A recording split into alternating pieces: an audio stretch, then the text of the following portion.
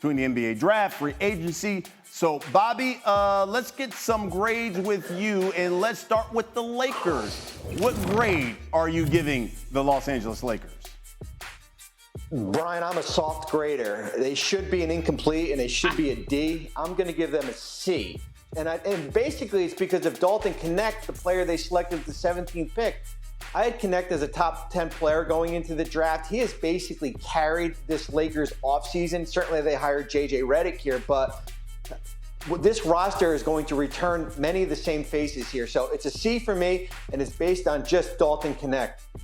Bobby, I could totally be your co-teacher because I literally was like, what are we grading? This is not done. What are we talking about? It's absolutely an incomplete. So I'm going to go with your first inclination because what are we looking at? There's still so many unknowns, although I really did enjoy talking to Dalton Knecht, getting ready for the draft. Seems like a really cool kid. Okay, Bobby, give me your grade then for the Golden State Warriors. Well, yesterday it was a B. Today it's a B+, and I'm giving them extra credit for the Buddy Hield trade.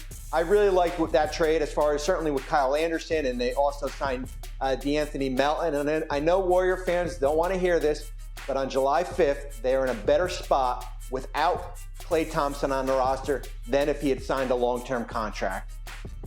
I think, again, as we talk about the Warriors, for me, context is what's important. These are savvy NBA players, Kyle Anderson probably being my favorite of the bunch in terms of his versatility. And this is about the big picture of where the Warriors are. So I'm in lockstep with this one. All right, finally, Bobby, what grade you giving the Mavericks?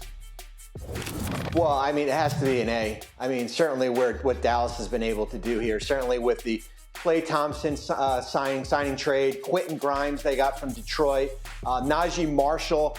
They bring back the same roster except for Derrick Jones that got to an NBA Finals here.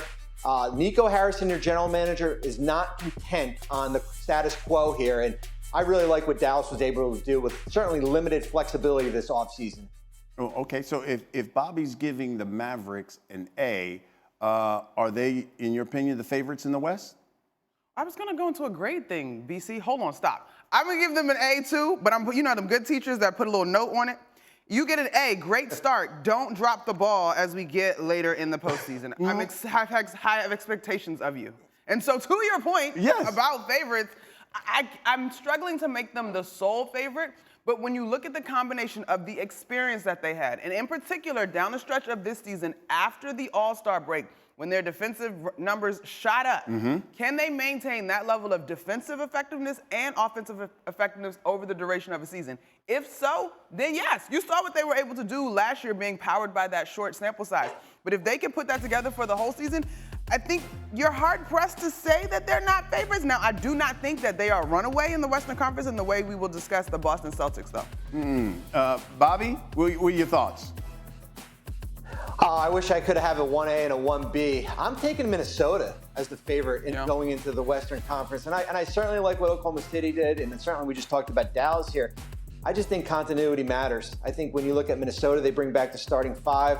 I think they won the draft with Rob Dillingham and Terrence Shannon, Nickeil Alexander-Walker, Naz Reid are back. I think Anthony Edwards will be an MVP candidate for the whole season here. I really like Minnesota heading into the season. Okay, since we were talking about, he says he likes Minnesota because of the moves they made. Give me your favorite move that was made out of free agency. I think for me it was OKC. I mean, this was a team that already arrived ahead of schedule, but I actually think that they handled success well. And so they obviously grew through this season. You add a really savvy vet in Alex Caruso, who everybody in the league respects, right? Knows exactly what his role is, has won at a high level. Isaiah Hartenstein, breakout year in New York. Terrific centerpiece, a guy that I think will be unlocked as a passer even more with this squad under Coach Dagnall alongside SGA and those guys. And so I like those additions because I think they fit so well, not just in terms of the basketball, but I also think personality-wise, they're the kind of guys that also will be in the group interview post-game. Yeah.